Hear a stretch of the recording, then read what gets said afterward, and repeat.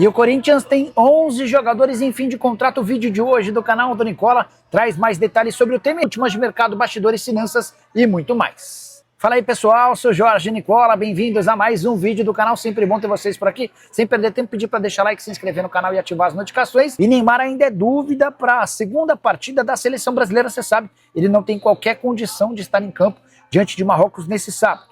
Preparação da CBF é para colocá-lo à disposição do técnico Carlo Ancelotti para o confronto do dia 19 contra o Haiti. Ao que parece, a questão da panturrilha terá sido superada. O ponto é a questão da falta de ritmo. Ele não entra em campo desde 17 do mês passado, quando acabou sofrendo uma lesão na panturrilha contra o Curitiba.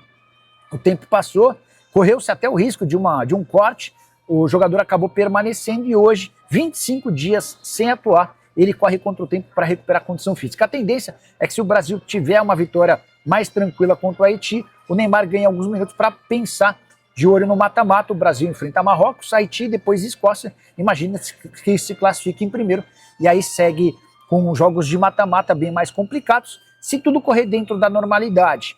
Segunda fase contra Japão, as oitavas de final pode ter Noruega ou Equador, nas quartas de final a seleção inglesa e sonhando lá na frente uma semifinal contra Argentina ou Portugal.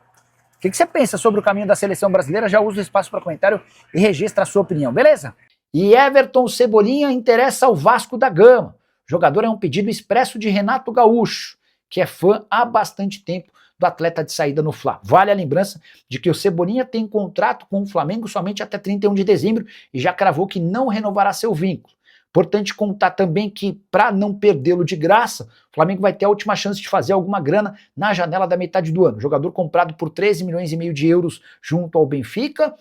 O Flamengo precisou bancar mais 1,5 milhão de euros no início dessa temporada. Qualquer 3, 4 ou até 5 milhões de euros seriam muito bem-vindos para o Flamengo nesse momento. A ideia do Vasco é gastar o mínimo possível, mas entende-se em São Januário que dificilmente o Flamengo vai topar negociar um atleta desse tamanho com um rival. Cebolinha, que tem 22 partidas na atual temporada, 3 gols e 1 assistência. Só 9 jogos no Campeonato Brasileiro, o que lhe permite atuar no restante da Série A. Outra coisa importante, além do Vasco, há uma série de clubes brasileiros interessados no jogador. São Paulo, o Corinthians, o Grêmio, o Internacional, o Cruzeiro, são clubes que monitoram bem de perto essa situação. Se o Flamengo fizer qualquer aceno em relação à possibilidade de liberação do atleta por cifras inferiores, e a tendência é que o negócio saia, mesmo com o salário do Cebolinha girando na casa de 1,5 milhão de reais por mês. Cebolinha caberia no seu time? Já usa o espaço para comentário e registre a sua opinião, beleza? Para falar sobre o Corinthians, que tem 11 jogadores em fim de contrato, caso mais grave de Memphis Depay, cujo vínculo se encerra em 20 de julho. Ele já pode assinar um pré-contrato para se mudar de graça sem custos assim que a Copa do Mundo terminar. Os outros jogadores que estão com o contrato perto do fim, todos com vínculos acabando em 31 de dezembro. São eles: Vitinho, atacante; Carrilho, meio-campista; Angeleri, lateral esquerdo; Linga, atacante; e Labiade, meio-atacante. Esses são atletas que vêm sendo mais utilizados. Queria destacar também casos de 3 atletas emprestados. Caio César, que pertence ao Al Hilal, ponta que, quando está bem fisicamente, é útil. Alan, que veio do Flamengo, empréstimo até o fim da temporada. E Matheus Pereira, que apesar de ter vindo por empréstimo, custou 1,8 milhão, jogador que segue vinculado ao Fortaleza. Os 2 últimos casos, de Hugo, lateral esquerdo, e André Ramalho, zagueiro. O Corinthians procura desesperadamente por interessados nesses 2 jogadores antes mesmo do fim do vínculo. A ideia é equacionar, reduzir folha, diminuir custos, e esses 2 jogadores que não vêm sendo utilizados são cartas fora do baralho. Sobre a renovação de contrato de Memphis Depay, contei para vocês que nos últimos dias o Timão apresentou sua primeira proposta oficial para o Memphis, que teria de reduzir de forma considerável seus vencimentos para permanecer no Timão a partir da metade do ano. Além disso, ele precisaria abrir mão de todos os bônus a que teve direito nos 2 primeiros anos de contrato. Foram esses bônus e também luvas que o fizeram ter direito hoje a receber 43 milhões de reais. Essa é a pendência do Corinthians para com o Memphis. O Timão promete fazer a quitação desses 43 milhões de reais parcelados em 2 anos. Ele também teria direito a um salário bem menor do que os 6 milhões de reais atuais, algo na casa dos 2 milhões. Memphis ficou de pensar e prometeu uma resposta para os próximos dias. O foco dele hoje está todo voltado à Copa do Mundo, até porque o Memphis sabe que se for bem, vestindo a camisa da seleção holandesa, na Copa dos Estados Unidos, do Canadá e do México, não devem lhe faltar oportunidades e propostas melhores do ponto de vista financeiro do exterior. Se curtiu o vídeo, não esquece de deixar like, de se inscrever no canal para contar que o Corinthians tem conversas avançadas com a Fatal Model, a empresa de acompanhantes que tenta há bastante tempo patrocinar o uniforme alvinegro. O Corinthians sempre encarou essa história como um enorme tabu e sempre a descartou, mas diante da enorme dificuldade financeira, o Timão tem apenas até essa sexta-feira para arranjar mais de 40 milhões de reais para pagar o Tadieres em relação a Rodrigo Garro, isso sem falar em uma série de outros transfer bans. As tratativas entre Corinthians e Fatal Model avançaram.